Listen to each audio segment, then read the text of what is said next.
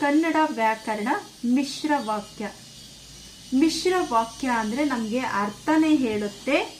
ಒಂದು ಅಥವಾ ಅನೇಕ ವಾಕ್ಯಗಳು ಒಂದು ಪ್ರಧಾನ ವಾಕ್ಯಕ್ಕೆ ಅಧೀನವಾಗಿ ಇರ್ತವೆ, ಅಧೀನವಾಗಿ ರಚಿತ ಆಗಿರ್ತವೆ. ಇಂತಹ ವಾಕ್ಯಗಳನ್ನು ನಾವು ಮಿಶ್ರ ವಾಕ್ಯ ಅಂತ ಹೇಳ್ತೀವಿ. ನೋಡಿ, ಏನು ಮಿಶ್ರ ವಾಕ್ಯ ಅಂದರೆ ಒಂದು ಪ್ರಧಾನ ವಾಕ್ಯಕ್ಕೆ ಉಪವಾಕ್ಯಗಳು ಅಧೀನವಾಗಿರ್ತವೆ.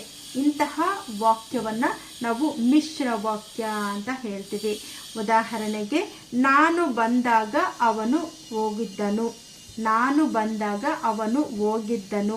ಇಲ್ಲಿ ಅವನು ಹೋಗಿದ್ದನು ಅನ್ನೋದು ಪ್ರಧಾನ ವಾಕ್ಯ, ನಾನು ಬಂದಾಗ ಅನ್ನುವಂತಹದ್ದು ಅಧೀನ ವಾಕ್ಯ. ಈ ವಾಕ್ಯವನ್ನು ನಾವು ಮಿಶ್ರ ವಾಕ್ಯ ಅಂತ ಹೇಳ್ತೀವಿ.